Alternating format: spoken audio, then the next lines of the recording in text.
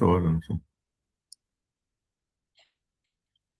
Muito boa tarde ou muito bom dia, neste caso para nós é bom dia. Hoje é dia 5 de março de 2026. É um dia, enfim, como outro qualquer, mas hoje vamos utilizar um sistema diferente. Vamos aqui ao Google Meet, é para variar. O Zoom hoje não está disponível e, portanto, usamos o Google Meet. Enfim, o Marco de Abreu, para muitos que já conhecem, é o autor do livro da Bamboal Editora Portugal, A Emergência das Sociedades Comuns. É um livro que nós consideramos que é extremamente importante para o momento em que vivemos e para os momentos futuros. Hoje parece-nos também relevante, na ótica das sociedades de comuns, trazer o que são organizações de comuns, como é que elas operam, qual é a necessidade premente na sua constituição ou no momento em que se pretendem refundar, vamos dizer assim, em organizações de comuns, e o Marco de Abreu vai nos ajudar um pouco a perceber como é que isto se faz, mas também, ao mesmo tempo, vai traçar um pouco a ótica das organizações de comuns, talvez na visão do Quinto Império ou da visão mais agostiniana, da forma como é possível fundar Portugal e, se calhar, nesta ótica das organizações de comuns. Obrigado por estares aqui, Marco, obrigado por te dispores a estar aqui presente. É um prazer ter-te aqui e a palavra é tua. Grato, Gabriel, grato pelo convite, por abrirmos. Esta é a sexta entrevista, não é? Que estamos a fazer a partir do livro e do conteúdo do livro, não é? E se fizermos aqui uma ordem que não é cronológica, mas uma ordem temática, nós começamos com o livro e o porquê do livro e como é que ele foi escrito, o que é que o compõe, as motivações. Depois temos uma sobre as sociedades de impacto, nomeadamente o ataque que está a ser feito ao presente às sociedades de impacto e como é que as sociedades tradicionais e de mercados estão a reagir ao momento presente e ao desafio presente. Portanto, aplicamos as distinções do livro à interpretação do momento atual, da vida coletiva, em Portugal e no mundo. Então chama-se, se não me falha a memória, as sociedades de ataque estão sobre ataque. As sociedades de impacto estão sob ataque. Depois temos um sobre as sociedades regenerativas, outro sobre as sociedades de comuns, um sobre os programas que a Bamboal promoveu e está a promover do livro, a introdução às sociedades regenerativas, o avançado em sociedades regenerativas e a introdução às sociedades de comuns. Portanto, fizemos só uma gravação sobre esses três programas, o porquê dos programas, o que é que eles abordam e afins, e agora estamos aqui a cobrir um dos temas fundamentais para mim dentro das sociedades de comuns, que é a forma como nos organizamos. Portanto, isto dá assim uma ideia da linha do tempo e do que andamos aqui a fazer nesta sequência de entrevistas, que tens sido tu o curador, portanto quero apreciar-te por isso, por estares a trazer a tua visão e aquilo que tu vais sentindo na conversa com as pessoas, com os diferentes leitores da Bamboal, para estimulares estas conversas a partir daquilo que foi o pensamento e do que está escrito no livro. E este tema da organização de comum é um tema que me é caro por vários... Há várias, digamos assim, perspectivas aqui que me tornam este tema caro e importante. Uma delas é, eu tenho experimentado, desde o João Semedo, que tenho experimentado, já fiz 4 experimentações destas coisas da organização de comuns. Aliás, em novembro passado, fui apresentar ao SS Commons, à conferência de economia de comuns, solidária de comuns, no ISCTE, e apresentar isso, fui fazer esse reporte e apresentar isso. Ele está, quem quiser, quer as entrevistas, quer esta informação que eu estou aqui a partilhar, está no site do livro. Portanto, o site do livro é sociedade-de-comuns.org, portanto tem lá esta coisa toda, tem lá esta informação toda, tem até acesso e links para a leitura online gratuita do livro, o acesso a estas sessões, portanto, enfim, os eventos que estamos a fazer a partir do livro, como foi o que fizemos no passado sábado em Montemoro Novo, na Minga, eu e o Gabriel estivemos lá, com a equipa da Minga. Então, é isso. Toda esta informação está lá. Então, porquê que me é caro este tema?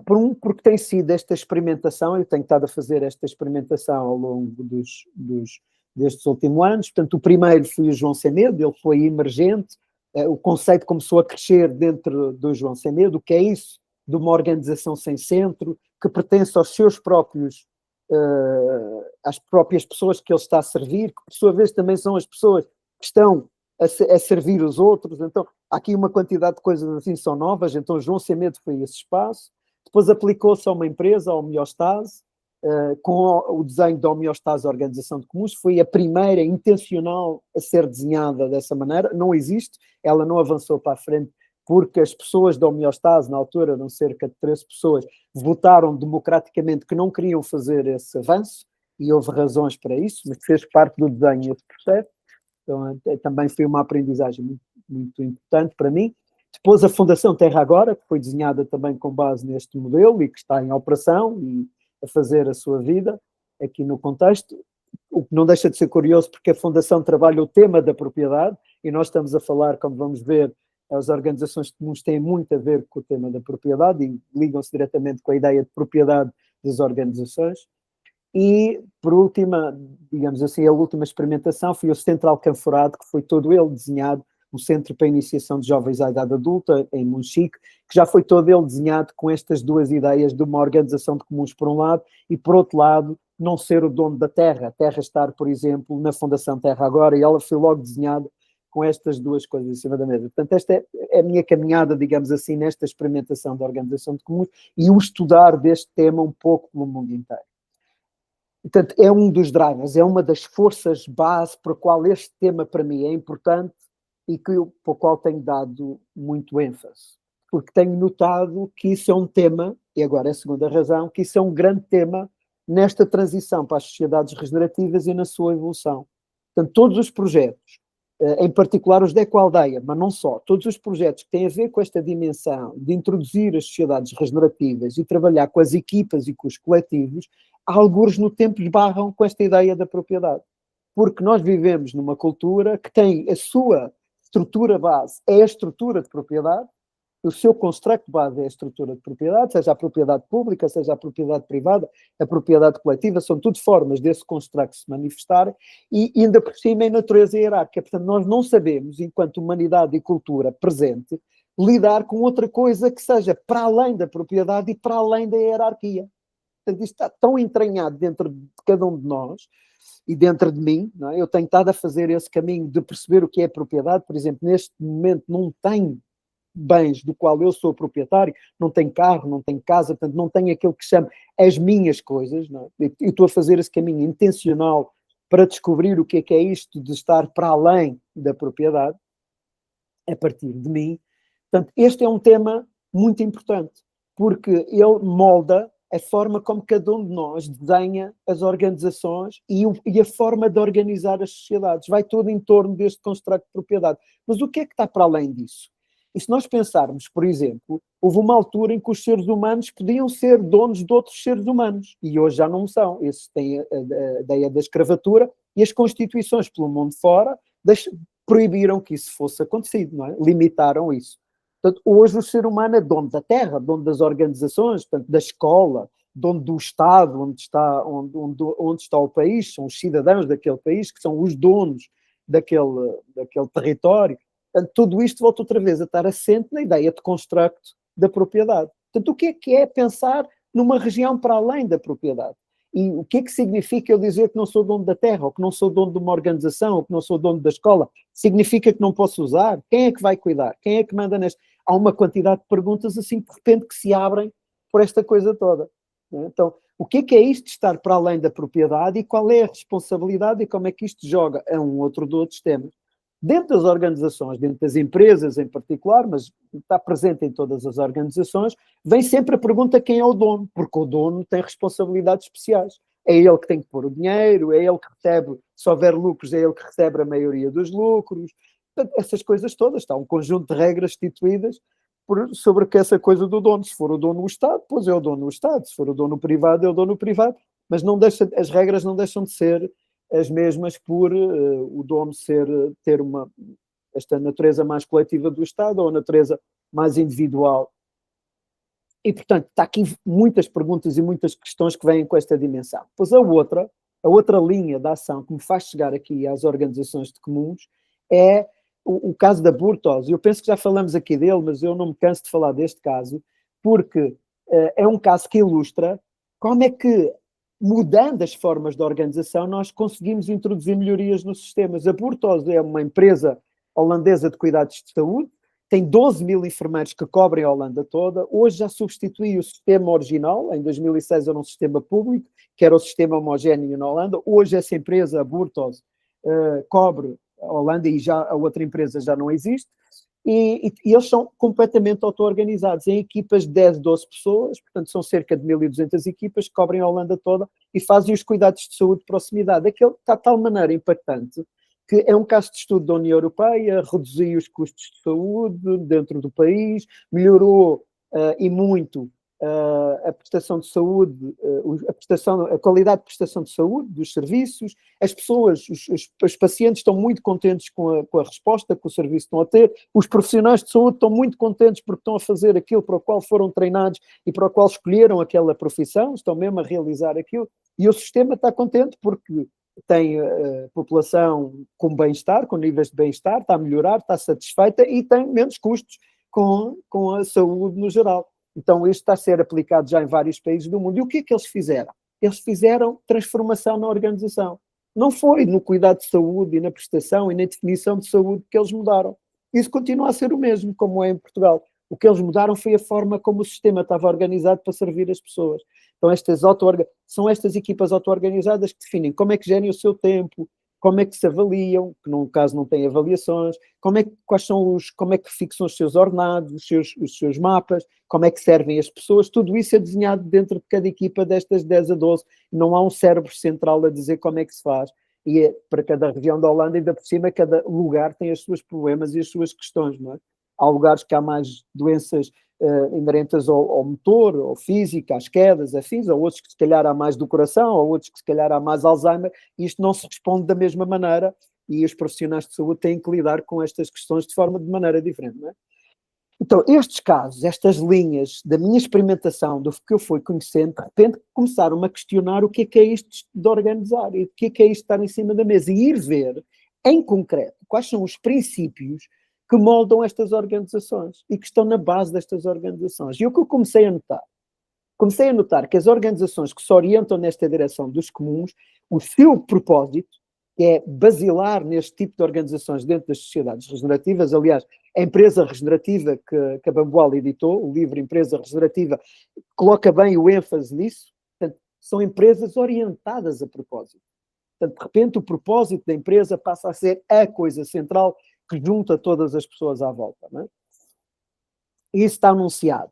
E um propósito pode ter várias emissões. Por exemplo, o meu propósito pode ser retirar plástico dos oceanos ou trabalhar a saúde dos oceanos, não é? E posso fazer isso desenvolvendo software, ou posso fazer isso trabalhando em sistemas aquáticos, ou posso fazer isso promovendo estudos e ciência para perceber como é que se lida isso, ou posso fazer isso prevenindo os meios de contaminação dos oceanos, por aí fora. Há muitas maneiras, muitas formas de perseguir esse propósito, não é? Mas é o propósito que orienta, vai chamar as pessoas que estão interessadas naquele tema. E o que eu comecei a perceber é que dentro desse propósito, as organizações comuns focam-se no bem comum. Portanto, há um propósito específico que elas ainda dão mais atenção, que é ou a educação, ou o ar, ou os solos, ou a água. Há algo que elas focam a sua atenção e é lá nesse bem comum que elas estão a cuidar e que estão a servir. Isto é uma das características. A segunda característica é que elas começam a ter conversações em torno da propriedade e a desenhar modelos em torno da propriedade que são completamente diferentes. E começam a encontrar formas que não existem hoje na cultura moderna de ter propriedade democrática ou ir para além da propriedade. Coisas como no property, não ter propriedade, ou propriedade perpétua, ou steward ownership, como chama a Fundação Purpose. Portanto, começam a ter estes modelos que usam o que existe disponível dentro da cultura moderna, os instrumentos jurídicos, mas para construir estes conceitos para ir para além da propriedade. Porquê? Por exemplo, vamos imaginar a Tamera, aqui em Portugal. Um conjunto de pessoas junta-se ali em Tamera para criar uma aldeia, são privados, e aquilo é uma propriedade privada, foi comprado por um casal. Então eu vou dedicar a minha vida em criar ali uma aldeia, dedicar a coisa toda para aquele casal daqui a 5 anos ou daqui a 10 anos dizer, não, estou zangado, zangamos um com o outro e agora cortamos isto tudo e acabou-se a qual daí. Entretanto, eu tive 20 anos de investimento da minha vida lá para criar lá o meu sítio de vida, a minha casa, a minha comunidade, os meus laços. Então agora vou-me embora, dali para fora? Não pode ser, ninguém vai, em sua bom juízo, fazer uma coisa destas. Isto tem mesmo que ser resolvido, este tema da propriedade. E é aqui em Tamera, que tem 30 anos em Portugal, ou é em Findorme, na Escócia, que tem 75 anos. Quer dizer, este tema tem que ser resolvido. As pessoas estão a fazer investimentos das suas vidas. Eu não estou a falar de investimentos de dinheiro, investimentos energéticos, é pôr as suas famílias, as suas relações, o cultivar a relação com aquele lugar, essa coisa toda. Portanto, isto de repente passa a ser um tema grande. E dentro do Eco Village Network, isto é um grande tema. Não é? E quando começamos a entrar dentro deste contexto, isto começa a ser cada vez mais preponderante, porque mesmo um Estado pode decidir o que fazer àquela terra. Vou expropriar para construir uma terra, uma estrada, um aeroporto, uma coisa qualquer. Portanto, o Estado, sendo o dono, tem determinados instrumentos para poder impor naquela região o que é para ser imposto. Então, também o tema da propriedade está a fazer. Espanha constrói as centrais nucleares que entender, ou as centrais de descentralização que entender na sua costa, porque é o dono de Espanha. Não é? Eu não tenho que consultar Portugal, mas também mesmo que seja Portugal uma das consequências, das entidades que sofre as consequências, por exemplo, se houver um desastre numa das centrais espanholas. Não é? Então, tudo isto está em cima da mesa. E eu comecei a notar esses princípios e comecei a experimentar com eles. Então, estas organizações têm tipicamente 5 princípios. É o princípio da separação, e o princípio da separação é um basilar, porque diz, a atividade económica e a atividade política acionista estão separadas. Não tem uma coisa a ver com hoje. Eu hoje, se numa sociedade limitada ou anónima, eu puser o capital e for o detentor do capital, for o acionista maioritário, portanto eu tenho a maioria da política, vou definir como é que a economia acontece. E quais são as regras e o que é que se passa na economia. E se sou eu que ponho o dinheiro, eu quero percentagem em capital equivalente a isso para eu poder mandar naquela empresa. Estas empresas de organizações de comuns separam as duas coisas. Uma coisa é a economia e o que se faz lá. Por exemplo, é uma escola e o que se faz lá, a propósito daquela escola, é educar crianças ou whatever que seja a coisa. Não é? Então, é isso que está lá. Isso é a economia. Isso é o que tem que ser cuidado. E quem cuida são as pessoas que estão a trabalhar nisso, e a outra são aqueles que conferem, de alguma maneira, a legitimidade e que podem trazer recursos para cá. Mas o facto de eles trazerem recursos para cá, por exemplo, trazerem dinheiro, não lhes confere mais poder do lado político. Esta é uma separação clara. E quero-vos dizer que esta separação, até das primeiras vezes que eu a vi, foi dentro do construto de empresa social do Mohamed Yunus. Portanto, isto não é uma invenção neste sentido do Marco Abreu, já está presente. E o stewardship, ownership, portanto, as organizações cuja propriedade está em stewards, que a Fundação Purpose socializa, este é um dos princípios base, esta separação entre a parte que tem a ver com a política e com a economia e com a política e a parte que tem a ver com a economia. Está separado completamente. O segundo princípio é o princípio da participação, que é quem é que pode participar na organização e como. Porque, por exemplo, se eu pensar numa escola, quem são os participantes? São só os professores? Ou são os professores e os funcionários? Ou são os professores, os funcionários e os alunos? Ou são os professores, os funcionários, os alunos e os pais? Portanto, quem é que pode participar na vida das escolas? Se nós formos ver, por exemplo, as escolas sociocráticas, os alunos fazem parte das decisões e dos círculos de decisão. Estão embebidos, estão diretamente envolvidos. Não há separação, há os vários círculos, há os vários representantes e as coisas fazem acontecer. É uma natureza dessa. Se nós formos ver as escolas Waldorf, a maior parte das escolas Waldorf são criadas por pais. E são estruturas de pais que montam aquelas escolas. Portanto, há muitos modelos aqui que vão em torno desta ideia do princípio de participação. Quem é que participa e que pode participar na organização? Portanto, primeiro princípio da separação, separa-se a política do poder, da missão, da economia, e o segundo princípio é da participação. Quem é que participa, o que é que participa e como é que pode fazer? O que é que lhe dá direito à participação? Não é? E como é que se pode fazer? O terceiro princípio é o da democracia. Isto, por exemplo, é um princípio muito usado nas cooperativas. Uma pessoa tem um voto, independentemente do número de ações que tem, independentemente do dinheiro que lá colocou. Uma pessoa, um voto. Não é? em muitas delas, e das cooperativas também é possível, haver pessoas que têm mais votos umas que as outras. Isso está nos estatutos da cooperativa, elas depois decidem, ou das associações ou afins. Mas a ideia base é esta, uma pessoa, um voto. Portanto, dentro daquelas organizações, quem participa, participa com voto. Okay? E não tem que ser quem pôs o dinheiro. Isto está tudo separado. Estas dinâmicas estão todas separadas. Mas isso quer dizer, Marco, quer dizer que eu não posso ter uma limitada como tenho hoje? Posso, mas é uma escolha minha ter isso. Não é uma obrigação. Eu, neste momento, se queria uma limitada, tenho estas coisas todas misturadas lá dentro. E é um pain in the ass separar isto tudo se eu quiser separar. Em Portugal, nós não temos a figura jurídica da empresa social, que é uma empresa que não distribui dividendos, okay? Não distribui dividendos, e os empréstimos que recebe não pode remunerar juros. Ela tem uma quantidade de decisões, e há uma razão para nós não termos isso em Portugal. A Comissão, a CMVM, bloqueou o regulador destas coisas, bloqueou essa decisão, por dizer que a legislação portuguesa, blá blá, não permitia aquele tipo de coisas e que era um atentado, não é? Pronto, há razões jurídicas para isso, tudo bem, mas o certo é que não temos. Há poucos países na Europa, se não me falha a memória, são 3, porque isto foi, ainda a ironia, foi o governo de Durão Barroso, europeu, portanto, quando Durão Barroso era o presidente da União Europeia, que instituía este instrumento para a Europa, e Portugal é dos poucos países na Europa que não o tem implementado, não tem residência para o ter implementado, tem a sua ironia dentro deste contexto. E há uma razão para isso, porque está a trabalhar nestes princípios, está a trabalhar nestas questões, e isto mexe, abana com a estrutura e com o modelo mental do construto da propriedade e com os interesses que estão estabelecidos à volta disto. Não é?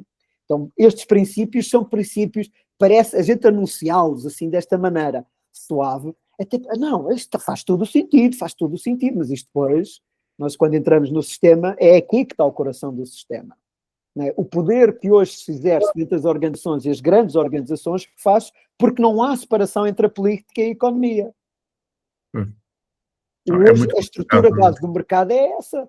É muito complicado estabelecer e fazer uma mudança. Agora, essa mudança tem que nascer dos seus fundadores ou das pessoas que gerem a organização e repensar o modelo totalmente. Não é? Exatamente. Por isso é que estes princípios são determinantes serem apresentados à cabeça. O quarto princípio é o da transparência. Quer dizer que toda a informação tem que estar disponível para todos os participantes na organização. Não há edição de informação. E ela tem que ser posta o mais factual possível, no tempo em que aconteceu e da maneira que aconteceu, para que cada um possa usar a inteligência que tem e vir contribuir com a sua computação humana, com a sua computação cognitiva. Mas isso implica ter acesso à informação de forma livre. E aqui cultiva-se a ideia do rio de informação. Pronto, depois é um instrumento para implementar o princípio. Mas a ideia base é essa, é transversal, a informação tem que ser desenhada e tem que ser presente e disponível para todos. E por último, é o princípio da evolução, que é a minha participação na organização, eu por participar naquela organização, a organização deve de apoiar a minha evolução, se eu quiser fazer, a minha evolução na consciência, a minha evolução enquanto ser humano. E isso deve ser feito de forma transparente, em conjunto com os meus pares, porque é de pares que nós estamos a falar, é de comuns que nós estamos a falar, somos os comuns daquela organização, e a organização não pode negar que eu faça esse trabalho de evolução, mas também não me pode obrigar, eu só posso fazer por escolha, livre escolha, mas faço em transparência com os meus pares. E isso tem um elemento muito importante dentro disso, é como é que eu participo, qual é o meu compromisso com aquela organização. Porque quando eu estou dentro da fronteira da organização, e portanto posso exercer o meu direito de voto, o nível de compromisso vai dizer onde é que eu vou poder exercer o meu direito de voto. Porque se eu tiver um nível mais de entrada, não é? Nível de compromisso de entrada, então eu vou poder votar nos assuntos regulares da organização, mas não vou poder mudar as leis, nem de economia, nem de política. Para poder mudar as leis de economia, os meus pares, nota que somos todos pares, não há uma hierarquia, os meus pares em círculo têm que olhar para mim e dizer: nós sabemos que tu és uma pessoa que quando toma decisões pensando em ti, no bem-estar, mas também toma decisões pensando no bem-estar de nós todos. Então, por isso, para nós é ok que tu possas ir tomar decisões de mudar as regras da economia. Porque nós vimos tu fazeres isto, tu fizeste este trabalho, aquele trabalho, o outro trabalho, eu não sei o que, aqui em conjunto, e nós apoiamos, e vimos que tu és uma pessoa que não só sabes pensar em ti, como sabes pensar em todos nós, e quando tomas decisões para equilibrar estas coisas. Ok. Depois os pares podem dizer, olha, e tu és uma pessoa que nós reconhecemos que podes tomar decisões de alterar as regras da política.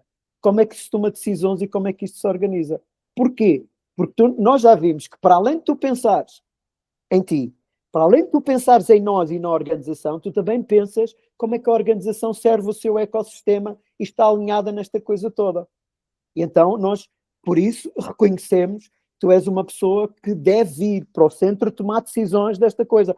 E isto é um fishbowl, não é? Estás a ver aqui o fishbowl, temos o círculo todo da organização, depois o segundo nível são as pessoas que podem alterar da economia, depois o outro nível são as pessoas que podem entrar da política, e está tudo a acontecer à frente de toda a gente, com lugares para as pessoas virem trazer a sua voz. Okay? E depois no centro está o último nível de compromisso, que são aquelas pessoas que vão treinar os outros a poderem fazer estes caminhos e que vão poder dizer, portanto, o grande poder delas, digamos assim, não é mandar na organização, é suportar o desenvolvimento de todos os seres humanos dentro daquela organização que querem fazer o caminho da sabedoria, da compaixão, da gentileza, da humildade. Porque já foram reconhecidos pelos seus pares como pessoas que cuidam de si, como pessoas que cuidam dos seus pares, como pessoas que cuidam dos seus pares na sua comunidade. E já, se estas pessoas já fizeram isto tudo, já praticaram isto tudo, elas agora podem ensinar os outros a fazer isto tudo também, não é? E a fazer este caminho. E, portanto, não há aqui uma questão de cotas. O que a gente quer é que todas as pessoas, no tempo, cheguem a este círculo do centro, não é? Que este círculo maior, alguns do tempo, se transforme o círculo de coisa. Porque se quer é que todas as pessoas que façam a sua evolução na consciência, mas isso não é obrigatório. E a minha participação naquela organização não depende disso.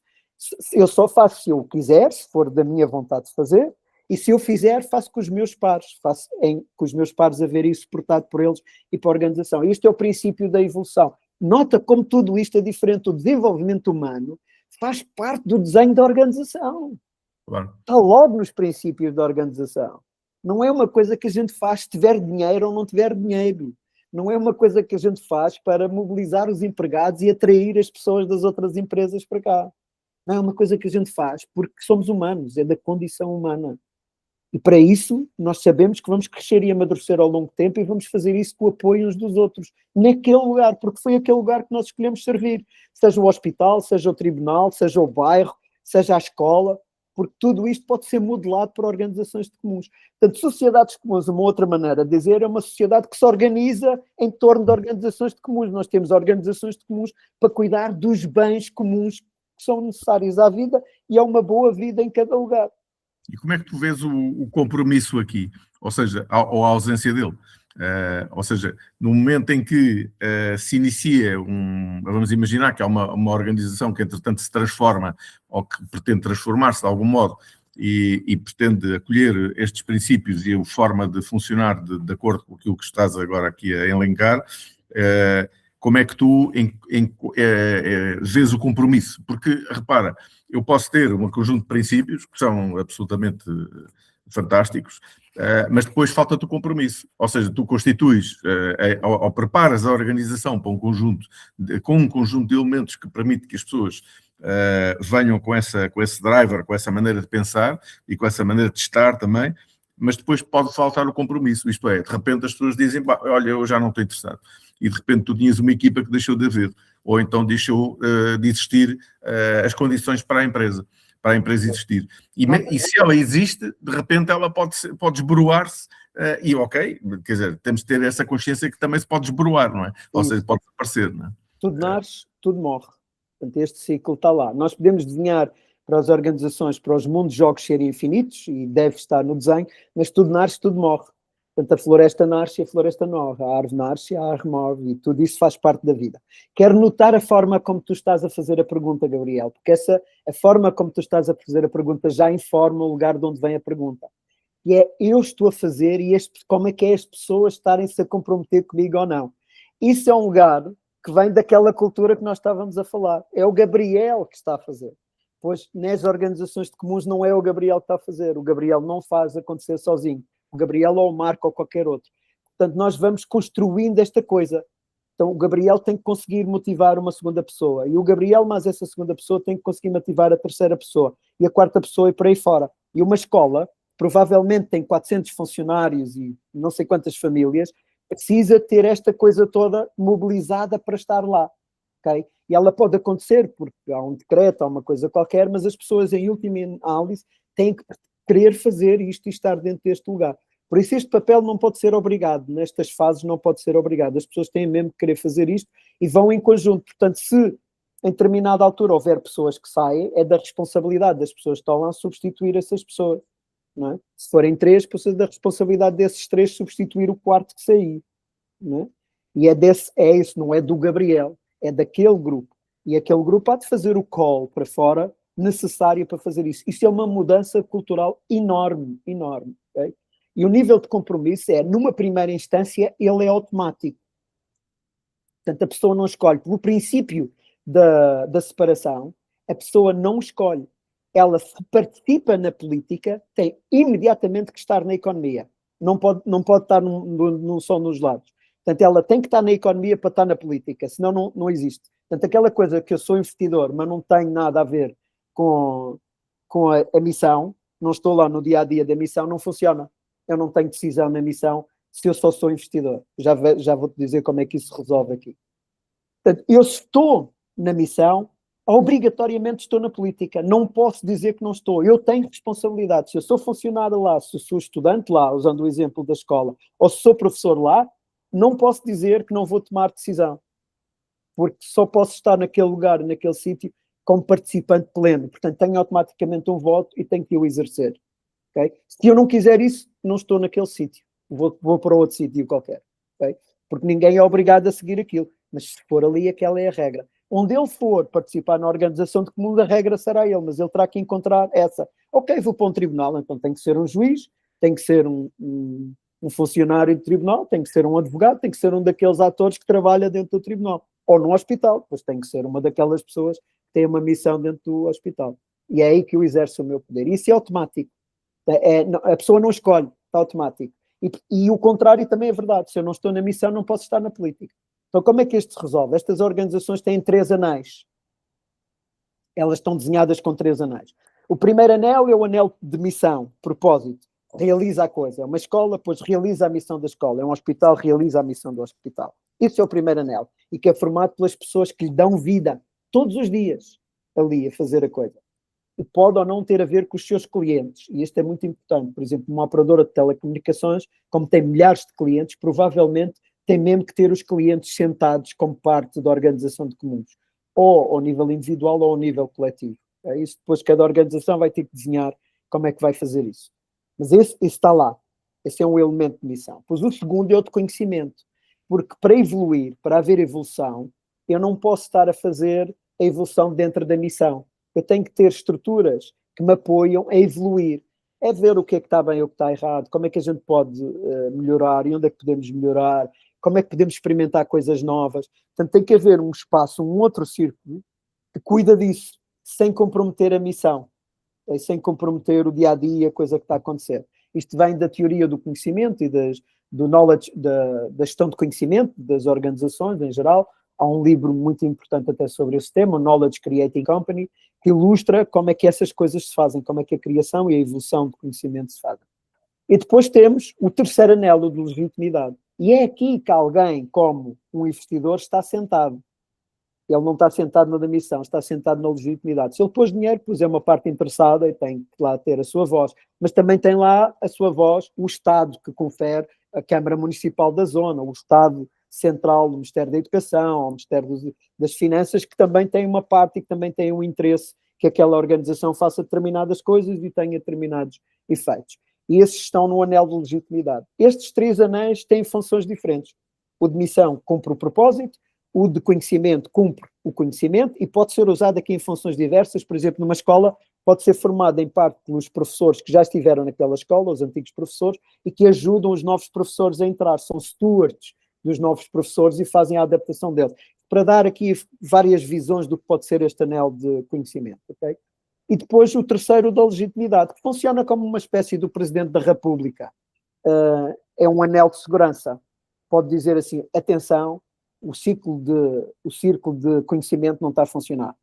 Portanto, tem que se montar um círculo, monte-se um círculo de conhecimento novo. Ou o círculo de propósito está em conflito, não está a funcionar bem, não está alinhado com o propósito, e deita abaixo aquela coisa e pede para os seus membros se voltarem a encontrar e encontrarem uma solução. Como acontece, por exemplo, em Portugal, não é?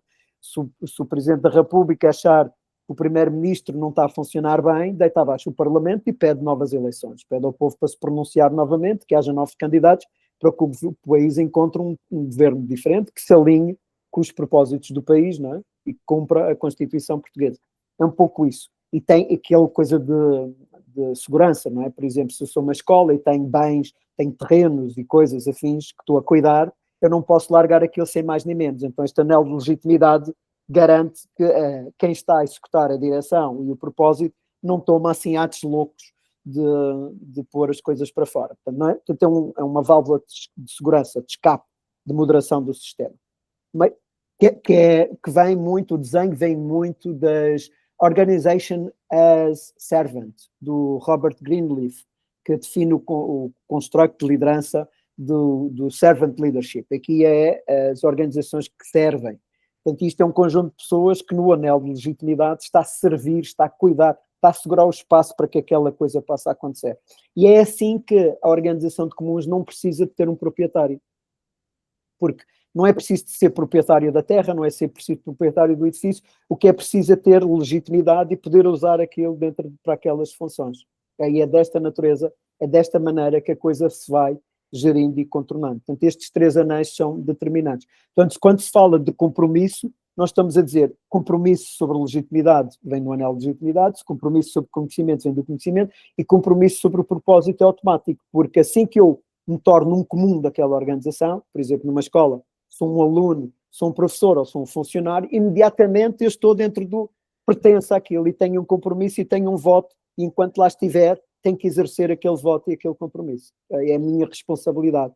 E é responsável por mim, eu sou responsável por mim, mas por todos os outros que não estão lá naquele momento, mas que podem vir a estar um dia.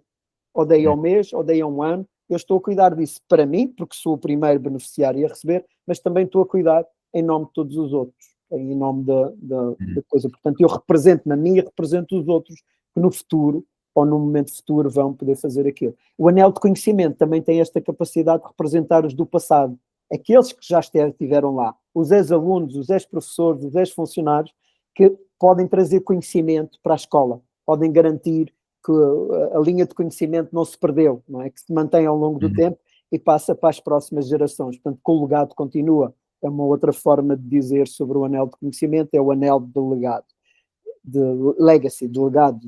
Eu recebi o legado das gerações anteriores e vou passar um legado para as gerações seguintes.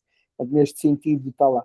Portanto, como tu vês, é um desenho complexo, que tem várias dimensões, mas que é extremamente democrático e que tem as funções dentro e que separa os elementos todos para garantir que em cada contexto nós temos o que é necessário para que as pessoas, portanto, para que as pessoas possam se cumprir na vida, cumprindo-se a partir de cada organização e de cada forma de organização, porque nós estamos intimamente implicados. Isto vem desta ética base, que é se eu nasci, eu estou implicado na vida. Eu nasci, eu estou cá, eu participo na vida, sou um participante pleno na vida. Então, se eu sou um participante pleno na vida, pois eu sou um participante pleno na vida em cada lugar. E neste lugar, é nas organizações de comuns que este lugar tem. Então eu vou servir as organizações de comuns que este lugar tem, de acordo com os meus interesses e com os meus dons e com os meus propósitos, não é? Em cada momento. E é isso. Sim. É daí que nasce até a ética. E tu depois, mais à frente do teu livro, na página 276, falas sobre os níveis de comprometimento, não é? Pronto, é isso, que é aquilo que eu descrevi aqui ainda há pouco.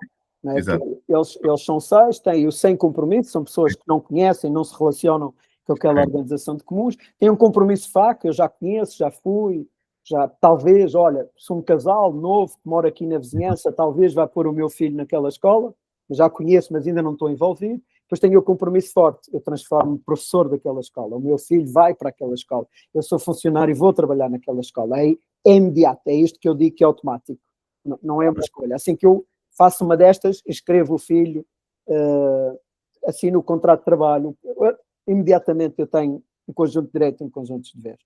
E depois o compromisso alto já é uma opção, eu já tenho que escolher ir, é o tal que pode tomar decisões para além do dia-a-dia cotidiano, pode tomar decisões de alterar as leis da economia. Okay? E o compromisso semi-integral é aquele que pode tomar, para além das dia-a-dia, para além de alterar a economia, pode tomar as decisões de mudar a política, de estruturar o bicho de forma diferente. E, por último, o de compromisso integral são aquelas pessoas que vão ajudar os outros a fazer esse caminho porque elas já fizeram, já são reconhecidas pelos pares. Mas nota que isto não é uma hierarquia, são círculos dentro de círculos. Não é? Portanto, o círculo maior é o primeiro, é o que tem o compromisso alto, depois os outros são os círculos, tudo acontece à frente de toda a gente e toda a gente tem uma voz. Não é? No fishbowl há sempre uma cadeira vazia para alguém vir de fora e vir fazer a sua contribuição e trazer a sua voz e ser ouvido, e os outros têm mesmo que ouvir essa pessoa. Podem ou não depois usar o seu conteúdo, como todas as coisas, porque nós conferimos a possibilidade de decisão em determinados temas a determinadas pessoas, portanto, mas isso não significa que elas não tenham que nos ouvir. Não é? Muito bem. Isto são roles, não é? São roles, não é? Isto não é, a pessoa não fica, tem aquela responsabilidade, não é? E é um rol que lhe é atribuído para ela, não é? Tem o seu tempo, tem o seu elo de vínculo. Portanto, mas sim, o compromisso aqui é determinante e eu não posso alienar. Uma pessoa que não participa, por exemplo, a pessoa diz assim, eu já não quero participar, mas vou continuar como sócio. Isso não existe. Não existe. Se eu não quer participar, imediatamente eu deixo de poder ter qualquer vínculo com aquela entidade. Portanto, esta coisa de, fui eu que criei este mundo de jogo e eu agora vou-me embora e vou ficar aqui até morrer a receber dividendos. Isso não funciona nas organizações de comuns. Okay? Assim que eu deixo de ter uma função lá, imediatamente sai. E a proposta que se passa, embora as organizações de comuns podem funcionar de forma hierárquica, podem funcionar da maneira que entenderem, que as pessoas entenderem, porque aqui o que está a pôr, Gabriel, eu também preciso entender isto bem, não é que o que existe deixe de existir. O que está a propor é que se aumente os graus de liberdade para que o que não existe possa existir. Portanto, pessoas que querem verdadeiramente trabalhar desta maneira, desta forma, completamente responsáveis pelas coisas, mas quem quiser continuar da maneira antiga, dentro deste modelo também se pode construir a maneira antiga. A maneira antiga, uma limitada, digamos assim, é um caso particular de uma destas organizações. Okay? Como uma cooperativa é um caso particular destas. Elas não estão excluídas. Ele está aumentado o modelo, foi dividido em mais partes, de maneira a poder ter mais saídas e mais respostas. Mas quem quiser continuar a fazer como está a fazer, está tudo ok. A ideia não é forçar as pessoas a fazer coisa nenhuma. A ideia é termos mais liberdade para poder gerir as coisas de forma diferente, como é o caso da Burtos, não é? Essa que é a grande ideia. E para aqueles que estão a experimentar formas inovadoras de organização, possam ter este espaço para encontrar essas respostas. Eu estou convencido, pela minha experiência, porque eu vou experimentando, que esta é uma grande direção que nos mobiliza a todos. Isto precisa tudo ser experimentado e com escala, e nos envolver a todos, e portanto envolverá. Há uns que aderem e outros que não aderem no seu tempo. O próprio caso da Burtos mostra isso. Eles começaram primeiro com 10, depois o Josh dizia, se tu quiseres, és um enfermeiro e queres fazer parte disto, vai arranjar mais 9 como tu, monta a tua equipa e venham cá já com a equipa construída, que eu ensino-vos como fazer. Nota bem a coisa. Vai formar a equipa que eu ensino-vos como fazer. E isto foi assim. Ele foi crescendo assim. Dessa maneira. Não. E houve pessoas que entraram e saíram, porque não gostaram daquilo. Mas hoje é o sistema hegemónico. Quer dizer que essas pessoas que saíram, quando eles eram 20, ou 30, ou 50, ou 100, ou 200, ou 1000, não é? Hoje já lá estão confortáveis, porque precisaram de um tempo diferente para se ajustar àquela organização. É aquela forma de fazer. Isto é assim com todos nós. Há uns que vão à frente, depois há outros que vão num tempo depois e outros que vão num tempo depois e está tudo ok. Ninguém tem que ser obrigado a seguir as coisas tudo da mesma maneira, porque todos nós temos tempo. E é preciso fazer caminho. Por isso é que o Tom 1 deste livro é a minha jornada, porque foi para mostrar o meu caminho. Todos vamos ter que fazer o caminho para fazer a transformação. Eu acredito que o potencial humano se realiza melhor em estruturas auto-organizadas, não hierárquicas, não propriedades, não sei o quê. E depende mais deste desenho. Mas não quer dizer que em determinadas circunstâncias, em determinados lugares e formas de fazer, não esteja bem as que nós temos hoje. Isto é sempre esta ideia. Nós incluímos e transcendemos. Não eliminamos. Incluímos e transcendemos. Nós vamos buscar o que é bom do que já experimentamos e incluímos no que vamos fazer a seguir. E vamos incluir. Porque é isso, nós estamos sempre aos ombros de alguém. Isto não há nada que seja, digamos, reinventado de novo. Nós estamos sempre aos ombros de alguém, vamos construindo sobre o trabalho das gerações anteriores, vamos construir, quer no sentido quer no sentido do que funcionou, quer no sentido do que não funcionou. Há um dito que eu tenho estado a realizar, digamos, até numa dimensão arquétipica, até numa dimensão mais espiritual. Há este dito que diz: nós precisamos de experimentar primeiro ser vítima para poder deixar de ser vítima. Nós temos que primeiro que experimentar a barbárie para poder deixar de ser bárbaro. E se nós formos ver a história da humanidade, é isto, não é? E a minha história pessoal é isto. Eu tive que ser vítima de coisas para eu deixar de ser vítima. Nós tivemos que experimentar a Segunda Guerra Mundial para entendermos o que era verdadeira barbárie, para deixarmos de ter barbárie e poder olhar para o mundo e dizer quando estamos a ver barbárie. Nota que o povo que está a dizer barbárie no mundo, não é? Quem está a dizer a guerra é uma barbárie, ou o que está a passar é uma barbárie, foi o povo que cometeu a barbárie. São os europeus. Não é? Portanto, nós tivemos que primeiro passar por ela, para depois dizer que ela não funciona. E ter o desenho da União Europeia, ter essas coisas todas. Portanto, parece que esta é uma condição humana. Nós temos que nos queimar, porque o pai e a mãe dizem, não mexas que vais-te queimar, mas eu tenho que me queimar primeiro, para depois não voltar-me a queimar. Não é? Então isto parece ter a ver mesmo com a nossa estrutura, capacidade humana. Então, se é assim, a grande pergunta é como é que nós desenhamos espaços para podermos experimentar todas estas coisas no tempo em que elas são adequadas. Porque eu posso experimentar barbárie quando tenho 3 anos, ou 4 anos, ou 2 anos. E essa barbárie é feita com a força e com os meios que existe naquela altura. E fica logo gravado o que é barbárie e o que eu não quero. Estás a entender? E nessa altura, se calhar é a mesma altura certa de eu viver o que é a barbárie. O que acontece é que muitos de nós adultos continuam presos a essas idades dos 2 anos, dos 3, dos 6, dos 8, todo por aí fora. E não evoluíram porque ficaram presos a traumas e a coisas que se passaram lá.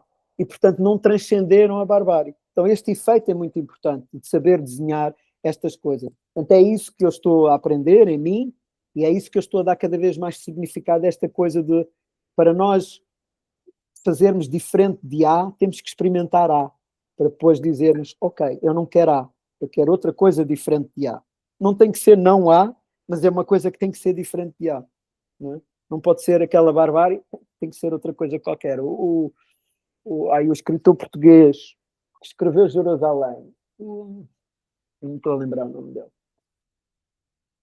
Tem o Jerusalém, o próprio livro de Jerusalém, está na base de uma teoria que é um povo que sofreu X mortes, nas gerações seguintes vai perpetuar a outros povos as mortes que sofreu. Ele faz há um personagem no livro que está a fazer essa contabilidade. Vai estudar quantas mortes sofreu o povo A. Então, se esse povo A sofreu 1000 mortes, então nas gerações seguintes ele vai perpetuar 1000 mortes a outro povo. Pois esse outro povo que sofreu 1000 mortes, na geração seguinte vai perpetuar. E isso é a teoria que o livro tem. E é uma teoria que está assente em princípios de observação importantes, porque é o trauma a se perpetuar de geração para geração, pois talvez nós sejamos a primeira geração que está a entender verdadeiramente o que é o trauma e como é que nós podemos individualmente e coletivamente superá-lo. Repara a notoriedade que o Gabor Maté está a ter no mundo neste momento, e é um profissional de trauma, está a falar de trauma profundo, e ele vem da zona das edições, está a falar de trauma profundo, e de repente é uma celebridade mundial. Sim? Portanto, este tema está vivo em cima da mesa e talvez nós sejamos a primeira geração que tem esta capacidade de entender, descodificar e terminar o trauma. Mas para isso precisamos viver os desafios que estamos a viver. Não é? O há para dizermos que não há. O degradar os solos e a terra para depois dizermos, e viver as consequências disso, para depois dizermos, não podemos fazer mais isto porque isto tira-nos a comida, tira-nos a água, tira whatever, que sejam as consequências todas que nós estamos a viver. Então é isto que está em cima da mesa. As organizações de comum têm esta capacidade de se tornar ágeis, flexíveis, locais, adaptam-se às culturas, portanto, e ao mesmo tempo potenciar tudo aquilo que nós herdamos como potencial humano. Porque não há nada que me impeça dentro de uma organização comum. A gente agora tem um desafio, passou aqui uma tempestade, como aconteceu em Leiria, infelizmente, e nós precisamos nos organizar de forma diferente, e aquela organização de comuns vota e elege novos representantes, uma nova decisão, aliás, através dos seus políticos, para poder das suas entidades políticas para poder tomar decisões diferentes e resolver o que tem que resolver. E depois já está resolvido, volta a outra forma de organização. Portanto, isso está tudo dentro, são mecanismos de resposta. Isto é muito importante entender. Isto aumenta a flexibilidade, não diminui a flexibilidade. Mas há uma grande resistência aqui. Há uma grande resistência, fundamental resistência. Nenhum de nós viveu auto-organização. Nenhum de nós viveu não hierarquia. Portanto, quando nós entramos num lugar, entramos com essas coisas todas. Não, eu quero estar em círculo. Mas depois o que eu estou à espera é que alguém me diga o que fazer, como fazer, se eu estou a fazer bem, se eu não estou a fazer bem. Pois isto vem de todos estes padrões inconscientes para cima da mesa. E já estás a mandar fazer o que... Estás-me a mandar fazer, tu não és o meu pai. Já está. E a pessoa não estava a mandar fazer nada. Ela sugeriu, propôs, whatever qualquer. Então estes padrões vêm todos para cima da mesa. Porquê? Porque nós... É isso. Porque nós fomos socializados em hierarquia, em propriedade, e temos os nossos traumas. Portanto, é isso tudo que as organizações precisam de cultivar. Por isso é que o princípio do desenvolvimento humano é um dos 5 princípios, a evolução. Porque é para cuidar das pessoas que chegam, que elas evoluem dentro do tempo, no tempo, para depois, perante os seus pares, para depois fazerem o caminho que têm que fazer enquanto membros daquela comunidade. Sim. Muito bem, Marco. E é por aqui, Gabriel. Quero-te só ligar ao tema, porque é que isto tem a ver com Portugal, e a gente penso que poderemos falar nisso numa outra gravação, se for do teu interesse, claro. Irmos por aqui, mas de facto, neste momento do tempo, o que eu estou a notar é que Portugal tem algumas condições particulares para este tipo de funcionamento de organizações, porque há muita gente, muitos mestres espirituais que estão a vir para Portugal a dizer e a estabelecer cá as suas propostas espirituais, porque dizem que Portugal é um país que eles chamam de ego soft, portanto, que tem uma capacidade de alterar as suas crenças e as suas formas de pensar, tem uma determinada elasticidade. Nós temos na nossa cultura mecânicas de organização que são de comuns. Mas a gente pensar numa Câmara Municipal. Uma Câmara Municipal está muito próximo de uma organização de comum, muito próximo. Há poucos elementos que faltam pôr em ordem para que a organização de comuns funcione. A organização de comuns daquele território são as pessoas que vivem dentro daquele território que estão a fazer participação. E há muito pouca coisa que precisa ser mudada para... Essa pouca coisa depois tem um efeito grande, mas há muito pouca coisa que precisa ser mudada para uma Câmara estar muito próximo de uma organização de comuns. Ou as universidades são estruturas de pares. Depois têm lá as hierarquias e as coisas todas lá dentro, portanto, mas elas são experimentos nessa área e com pequenas alterações dentro daquele contexto. Voltamos a falar, as pequenas alterações são aquelas que depois fazem uma grande coisa, mas isto para dizer que estes desenhos estão cá. Muitas cooperativas já funcionam desta maneira e têm estes elementos dentro de si. Portanto, isto não são, parecendo coisas novas, e de um ponto de vista não são coisas que a humanidade está a experimentar pela primeira vez. Okay? Talvez esteja a experimentar neste tempo, onde há uma confluência da evolução de consciência com a evolução da organização e com a tecnologia. Talvez isto seja onde estas forças todas, nós nunca tivemos a tecnologia que temos hoje. Okay? E não sei se já tivemos ou pelo menos que tenhamos memória. Começa-se a descobrir aí coisas para trás, há 12 mil anos, 15 mil anos, por aí fora, que se calhar começam a mostrar coisas diferentes. Mas daquilo que é conhecido, dentro do que é conhecido, esta convergência de evolução de consciência, evolução da organização e capacidade tecnológica é um tipping point, é assim um ponto único, não é? Um singularity point, não é? Um ponto de singularidade, é um ponto único, tanto quanto nós conhecemos na evolução da humanidade. E como tal, potencia coisas que até agora não existiam. Quer dizer, é incrível ver a quantidade de coisas que se começam a fazer com a combinação destes vetores, com a combinação destes 3 elementos. E as organizações de comuns também vêm nessa direção. Elas, sendo uma oferta na área da forma de organizar, elas potenciam as outras duas. Potenciam o trabalho da evolução de consciência com o uso da tecnologia. Por exemplo, a transparência e a implementação do RIO de informação, para ser consequente e ser prático, tem que ter tecnologia, porque senão nós não conseguimos gerir, as burocracias organizaram-se para poder gerir os milhões de bits de informação que tinham, não é? Porque não tinham tecnologias de informação, tinham que gerir com homens, não é? Com pessoas e com papéis que era a tecnologia de informação deles naquela altura. Portanto, eles já processavam informação. Portanto, não conseguiram fazer de forma diferente. Né? Então, hoje, a tecnologia permite nós sonharmos com estas coisas. Os DAOs, as Distributed Autonomous Organizations, que são implementadas sobre o Web3, do mais avançado de tecnologia que nós temos hoje em cima da mesa, não é? São desta natureza, são organizações de comuns, e é uma forma possível de eu modelar uma organização de comum, é sobre um DAO. E isso facilita a vida de toda a gente que está a tomar decisões e a fazer coisas dentro deste DAO. Portanto, este ponto de confluência é um ponto importante. E nós temos vários indicadores que em Portugal isso pode ser um lugar disso. Nós temos a potência para a tecnologia, há este lado do desenvolvimento espiritual deste povo ter algo interessante, que os mestres espirituais, não sou eu que estou a dizer, é o conjunto de mestres espirituais que anda aqui a fixar-se neste lugar, e por termos esta capacidade de termos experimentado ao longo do tempo formas de organizar diferentes, estão na nossa história, não é? Estão na nossa história, temos essas vocações. E isso pode ser um tema também muito interessante para explorarmos.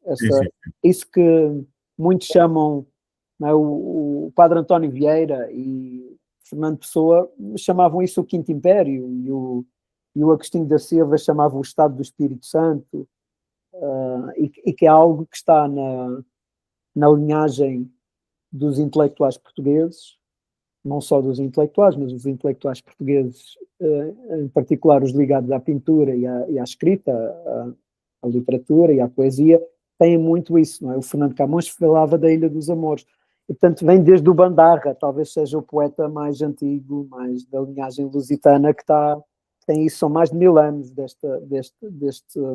deste pensamento, que hoje tem uma das pessoas que é porta-voz dele, não é? É o Paulo Borges, aliás, que continua a publicou agora mais um livro nesta sequência, nesta linha. Ele tem estudado muito Fernando Pessoa, Agostinho da Silva, portanto, este conjunto de pensadores, e é mais uma das pessoas que vem pôr isto em cima da mesa e continua essa linha de uma contínua emancipação do espírito humano e da capacidade de estar e ser em relação com os outros.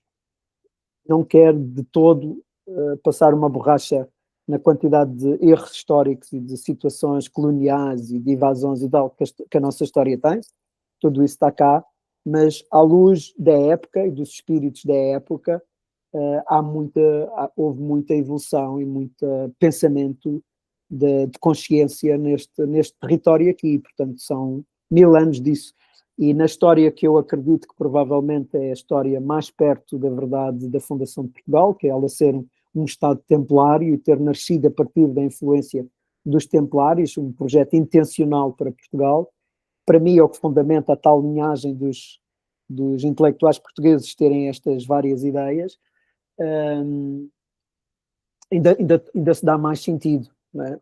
Um Estado onde se cultiva. Os templários adoravam o sagrado feminino, não a Igreja Católica. O que eles tornaram-se aliados da Igreja por várias razões, mas o que eles veneravam mesmo era o sagrado feminino. E, portanto, isto diz tudo. Não é? E não é à toa que nós temos o culto do Espírito Santo, mas também temos o culto da Virgem Maria cá dentro. Não é? E portanto, inclusive o culto do Espírito Santo é o único no mundo. Existe nesta região, nesta parte, não é? Como Portugal e Açores e Madeira, e é único, não é em todo o país, é na linha, sobretudo na linha em que os templários ocuparam, não é? Entre aquele eixo entre Sintra e Monsanto, que segue uma boa parte do Tejo, sobretudo nessa linha, também algumas partes a norte, não é? Então, há aqui muita coisa dentro de nós e da nossa história que pode confluir para pensarmos que Portugal pode ser, de facto, ou que tem condições únicas e que pode estar a seguir algumas dos marcadores culturais para mostrarmos ao mundo e podermos mostrar ao mundo o que é uma sociedade de comuns e sermos um laboratório disso. Não arrogantemente dizer que nós sabemos e que somos os maiores, não é nada disso, mas sermos um laboratório, sermos um sítio onde isso se pode experimentar. E eu vivi, à minha escala pequenina, vivi um experimento disso. Vivi o João Sem Medo na década passada, para mim é um experimento disto. É um pequeno laboratório do laboratório, né? É um pequeno laboratório que tem todo o gosto. Não é viveste, no fundo? Sim, essa digamos que estava, a homeostase estava embebida de toda aquela cultura porque quase todas as pessoas da homeostase participavam no João Sem Medo, portanto é da mesma natureza, era da mesma coisa que ali estava, simplesmente com uma figura jurídica diferente, mas era da mesma natureza. Mas para mim o verdadeiro experimento e aquele que ganhou a expressão e onde experimentou muitas coisas, ainda por cima foi à dimensão da cidade, não é? Portanto, cobria a cidade de Lisboa, é o João Sem Medo e aquilo que ele representa. É um pequeno laboratório do laboratório maior que estamos a falar, das sociedades de comuns. Portanto, Portugal pode ser esse laboratório para o mundo, das sociedades de comuns, e o João Sem Medo, um pequeno laboratório de como se chegar a esse laboratório maior. Aliás, essa é a tese que o livro defende. E o Marco, a ponte entre o experimento do João Sem Medo, o experimento vivo do João Sem Medo, e que pode perfeitamente trazer o conhecimento para as organizações que pretendem transformar-se em organizações de comuns, ou pelo menos equacionar a possibilidade de vir a ser uma organização de comuns. É um tema que nós viremos a falar mais tarde, porque acho que é importante, não agora, mas acho que é um tema que provavelmente vai ser, enfim, que vai ser importante, diria eu, para algumas organizações. Eu como responsável de uma organização, ou fazendo parte de uma organização a um nível hierárquico superior, vamos dizer assim agora, para transformar a coisa numa perspectiva mais pragmática, eu gostaria de transformar a minha organização numa sociedade de comuns. Ok, numa organização de comuns. Como é que eu devo fazer? Quais são os passos? E pode ser interessante nós trazermos isso para a consciência das pessoas, e o Marco depois, com certeza, será, obviamente, ou poderá ser ou o mentor para que isso se concretize e que se leve a bom porto a consciência e a concretização de uma organização na ótica dos comuns. Obrigado, Marco. Grato, Gabriel. Obrigado por teres vindo aqui e teres disposto a falar um pouco sobre as tuas ideias e sobre aquilo que o muito que tu estudas e pensas e cultivas e praticas, e isso para nós é fundamental. Obrigado. Até já. Gabriel. Até já.